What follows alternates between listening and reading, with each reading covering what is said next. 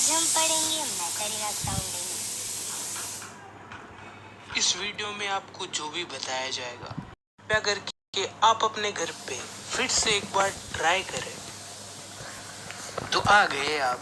आज का हमारा चैप्टर है मैटर इन सराउंडिंग।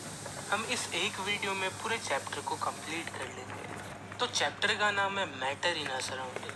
तो आखिरकार ये मैटर है क्या? हर एक चीज जो हमारे आसपास है वो मैटर है। एंड हमारे आसपास जो भी चीज है वो कुछ ना कुछ स्पेस ऑक्यूपाई करती है एंड उनका कुछ ना कुछ मास तो होता ही है। एंड मैटर की यही डेफिनेशन है कि anything that occupy space and have mass is known as matter. यानी दुनिया की हर एक चीज के पास कुछ ना कुछ मास होगा एंड वो कुछ ना कुछ स्पेस तो ऑक्यूपाई करेगी। तुम अपने आसपास देखो, हर एक चीज कुछ ना कुछ स्पेस ऑक्यूपाई कर रही है एंड उसका कुछ ना कुछ मास होगा। एंड हमारे आसपास जो भी चीज है वो छोटे छोटे पार्टिकल्स से बनी हुई है एंड उन पार्टिकल्स को हम कहते हैं एटम्स। तो अब इन पार्टिकल्स के कुछ कैरेक्टर्स देखते हैं। तो पहला कैरेक्टर है कि the particles of matter of space between them. यानी हर एक चीज पार्टिकल से बनी हुई होती है एंड उन पार्टिकल्स के बीच में कुछ ना कुछ स्पेस होती है। तो ये बात हम कह कैसे सकते हैं? हमने तो कभी देखी नहीं स्पेस। तो इसके लिए हम एक एक्सपेरिमेंट करते हैं। हमारे पास बीकर में वाटर है एंड जिस लेवल तक वाटर भरा हुआ है वहां पर हम एक मार्क लगा देते हैं। तो इस लेवल तक वाटर इसमें भरा हुआ है एंड अगर इसके अंदर हम थोड़ा सॉल्ट ऐड करें तो वो सॉल्ट इसके अंदर मिक्स हो जाएगा। एंड अब वाटर का लेवल थोड़ा बढ़ना चाहिए क्योंकि हमने इसके अंदर सॉल्ट ऐड कर दिया, पर एक्चुअल में वाटर का लेवल उतना ही रहता है। ऐसा इसलिए हुआ क्योंकि मैटर के पार्टिकल्स के बीच में स्पेस होती है। तो वाटर के पार्टिकल्स के बीच में भी स्पेस होगी एंड उस स्पेस के अंदर शुगर के पार्टिकल्स आ जाते हैं, तभी वाटर लेवल उतना ही रहा। तो यहाँ से हम कह सकते हैं कि मैटर के पार्टिकल्स के बीच में स्पेस होती है। एंड दूसरा कैरेक्टर है कि मैटर के पार्टिकल्स कंटिन्यूसली मूव करते रहते हैं। तो इसे समझने के लिए हम एक एग्जांपल लेते हैं। जैसे हमारे पास इसमें वाटर है एंड हमने एक ड्रॉप इंक के इसके अंदर डाल दी, तो ये इंक की एक ड्रॉप धीरे धीरे अपने आप पूरे वाटर के अंदर स्प्रेड हो जाएगी। हमने मिक्स नहीं करा पर भी वो मिक्स अपने आप हो जाएगी। हमने इंक तो एक जगह ही डाली थी पर इंक के पार्टिकल्स पूरे वाटर में फैल गए क्योंकि इंक के पार्टिकल्स कंटिन्यूसली मूव कर रहे थे एंड वो मूव करते करते पूरे वाटर में फैल गए। तो यहाँ से हम एक चीज कह सकते हैं कि मैटर के पार्टिकल्स कंटिन्यूसली मूव करते हैं, तभी तो इंक के पार्टिकल्स अपने आप चलते चलते पूरे वाटर में फैल गए। एंड पार्टिकल्स की तीसरी प्रॉपर्टी ये है कि पार्टिकल्स एक दूसरे को अट्रैक्ट करते हैं। जैसे हमारे पास एक पेन है एंड ये पेन पार्टिकल से बना हुआ है, छोटे छोटे पार्टिकल्स से। तो अगर वो पार्टिकल्स एक दूसरे को अट्रैक्ट नहीं करते तो ये पेन पेन थोड़ी रहता, छोटे छोटे पार्टिकल्स अलग हो जाते। तो क्योंकि पार्टिकल्स एक दूसरे को अट्रैक्ट करते तभी वो सभी जुड़े हुए हैं एंड पूरा एक पेन बना रखा है। तो मैटर के पार्टिकल्स एक दूसरे को अट्रैक्ट करते हैं, यानी पार्टिकल्स के बीच में फोर्स ऑफ अट्रैक्शन होती है, यानी ऐसी फोर्स जो पार्टिकल्स को एक दूसरे के साथ जोड़े रखती है। तो ये हो गए मैटर के पार्टिकल्स के कुछ कैरेक्टर्स। एंड मैटर की तीन स्टेट्स होती है, एक होती है सॉलिड स्टेट, एक होती है लिक्विड स्टेट एंड एक होती है गैसियस स्टेट। यानी मैटर को हम इन तीन चीजों में डिवाइड कर सकते हैं। तो जो सॉलिड्स होते हैं उनके पार्टिकल्स बहुत ज्यादा चिपके हुए होते हैं, यानी जैसे ये एक सॉलिड है एंड ये इसके पार्टिकल्स है, इनके बीच में बहुत कम स्पेस होती है। एंड जो लिक्विड्स होते हैं उनके बीच में थोड़ी ज्यादा स्पेस होती है एंड गैस के पार्टिकल्स के बीच में बहुत ज्यादा स्पेस होती है। तो अब इन तीनों के बीच में डिफरेंसेस देखते हैं। तो हर एक फिक्स्ड शेप होती है। जैसे तुम्हारे पास कोई भी सॉलिड है, अगर वो स्क्वायर शेप का है तो वो स्क्वायर ही रहेगा, उसकी शेप फिक्स्ड है। जब तक हम उसके ऊपर फोर्स नहीं लगाएंगे तब तक उसकी शेप चेंज नहीं होगी। तो हर एक सॉलिड की फिक्स शेप होती है, पर लिक्विड्स की शेप फिक्स नहीं होती क्योंकि लिक्विड को हम जिस कंटेनर में डालते हैं वो उसकी शेप ले लेता है। तो लिक्विड्स की शेप फिक्स नहीं होती। ऐसे ही गैसेस की भी कोई फिक्स शेप नहीं होती, क्योंकि अगर हम किसी बलून के अंदर गैस भरते हैं तो जिस शेप का बलून होगा गैस भी वही शेप ले लेगी। तो गैस एंड लिक्विड की कोई फिक्स शेप नहीं होती। एंड अब बात करते हैं वॉल्यूम की। तो किसी चीज ने कितनी स्पेस ऑक्यूपाई करी उसे हम वॉल्यूम कहेंगे। तो जितने भी सॉलिड्स होते हैं वो हमेशा एक जितनी स्पेस ऑक्यूपाई करते हैं। जैसे हमारे पास एक बॉल है, तो ये बॉल हर बार एक जितनी तो स्पेस ऑक्यूपाई करेगी, तो इसकी वॉल्यूम हमेशा फिक्स रहेगी। तो सभी सॉलिड्स की वॉल्यूम फिक्स रहती है। एंड लिक्विड्स के साथ भी सेम चीज होती है, लिक्विड्स की भी वॉल्यूम फिक्स रहती है। अगर हमारे पास एक पैकेट में 1 लीटर दूध है एंड इस 1 लीटर दूध को हम एक ग्लास में डाल दें, तब भी दूध 1 लीटर ही रहेगा। तो जो 1 लीटर थी वो वॉल्यूम थी एंड वो वॉल्यूम इसकी फिक्स थी। तो सॉलिड्स की वॉल्यूम एंड लिक्विड्स की वॉल्यूम फिक्स रहती है, पर गैसेस की वॉल्यूम फिक्स नहीं रहती। जैसे हमारे पास ये परफ्यूम की बॉटल है, इस बॉटल में परफ्यूम है एंड उस परफ्यूम ने बॉटल के जितनी वॉल्यूम ऑक्यूपाई कर रखी है। एंड जब परफ्यूम बॉटल से बाहर निकलेगी तो ये परफ्यूम पूरे रूम में फैल जाएगी, यानी अब परफ्यूम ने पूरे रूम की स्पेस को ऑक्यूपाई कर रखा है। तो पहले इसने कम स्पेस ऑक्यूपाई करी थी यानी कम वॉल्यूम थी, अब ज्यादा वॉल्यूम होगी। तो गैसेस की वॉल्यूम फिक्स नहीं रहती।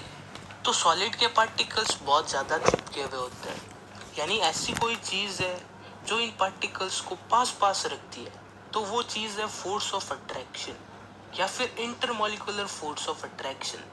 इनके बीच में फोर्स है, तभी तो ये पार्टिकल्स चिपके हुए हैं। एंड सॉलिड के पार्टिकल्स के बीच में जो फोर्स ऑफ अट्रैक्शन होती है वो मैक्सिमम होती है, पर लिक्विड के पार्टिकल्स थोड़े कम चिपके हुए हैं, यानी इनके बीच में कम फोर्स ऑफ अट्रैक्शन है। एंड गैस के पार्टिकल्स के बीच में बहुत ज्यादा स्पेस है, यानी उनके बीच में फोर्स ऑफ अट्रैक्शन बहुत कम है।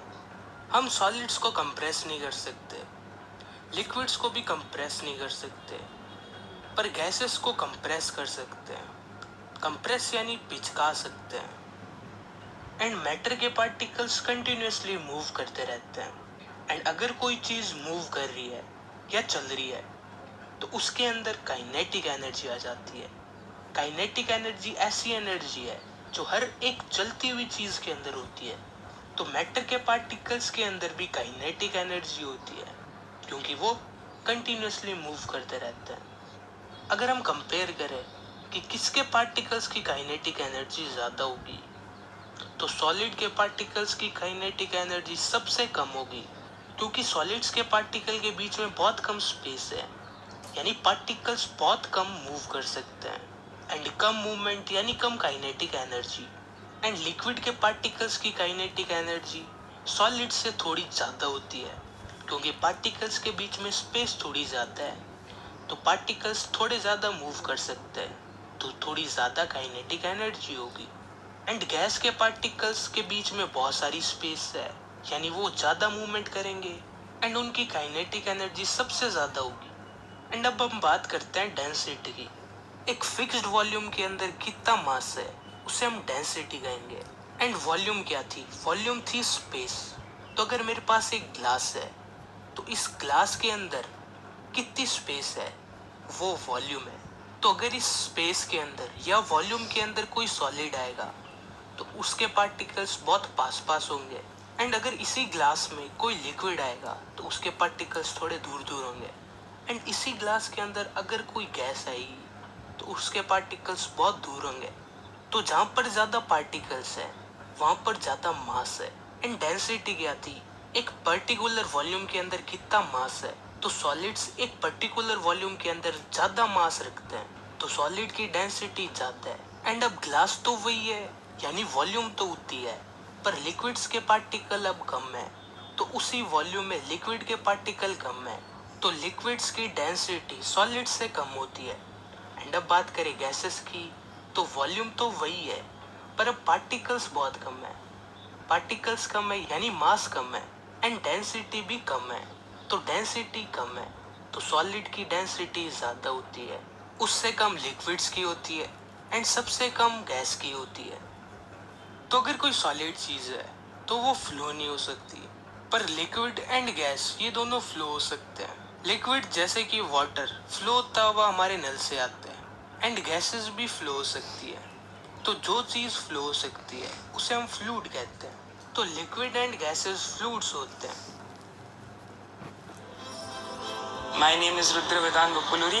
My लिक्विड एंड गैस के बीच के डिफरेंसेस। तो क्या हम सॉलिड चीज को लिक्विड में कन्वर्ट कर सकते हैं या फिर लिक्विड को गैस में कन्वर्ट कर सकते हैं? हाँ, हम मैटर की स्टेट्स को एक दूसरे में कन्वर्ट कर सकते हैं। जैसे वाटर जो एक लिक्विड है, उसे हम स्टीम भी बना सकते हैं एंड उससे हम आइस भी बना सकते हैं। यानी एक लिक्विड को गैस एंड सॉलिड दोनों में कन्वर्ट कर सकते हैं। तो हम मैटर की स्टेट्स को चेंज कर सकते हैं। एंड अब समझते हैं कि इन स्टेट्स को हम चेंज कैसे करेंगे। तो जैसे हमारे पास ये एक सॉलिड है, ये लिक्विड है एंड ये गैस है, तो इन तीनों में डिफरेंस क्या है? इनमें डिफरेंस कुछ नहीं है, बस इन पार्टिकल्स के बीच में जो स्पेस है वो कम या ज्यादा है। तो अगर मैं सॉलिड के पार्टिकल्स के बीच में स्पेस को बढ़ा दूं तो वो लिक्विड बन जाएगा, एंड अगर मैं लिक्विड के पार्टिकल्स के बीच की स्पेस को बढ़ा दूं तो वो गैस बन जाएगी। तो इस स्पेस को कम या ज्यादा हम कर सकते हैं। इसे करने के दो तरीके हैं, या तो टेम्परेचर को चेंज करा जा सकता है या प्रेशर को चेंज करा जा सकता है। तो अब देखते हैं कि टेम्परेचर को चेंज करने पे कैसे सॉलिड लिक्विड में चेंज हो जाता है। तो मैटर के पार्टिकल्स कंटिन्यूअसली मूव करते रहते हैं एंड उस मूवमेंट की वजह से उनके अंदर काइनेटिक एनर्जी आ जाती है। एंड अगर हम टेम्परेचर को इंक्रीज करें तो वो काइनेटिक एनर्जी भी इंक्रीज हो जाएगी, एंड अगर हम टेम्परेचर को कम करेंगे तो वो काइनेटिक एनर्जी भी कम हो जाएगी। तो जब हम एक सॉलिड को हीट करते हैं, यानी उसका टेम्परेचर हम बढ़ा रहे हैं, तो टेम्परेचर के बढ़ने से पार्टिकल्स की काइनेटिक एनर्जी बढ़ जाएगी।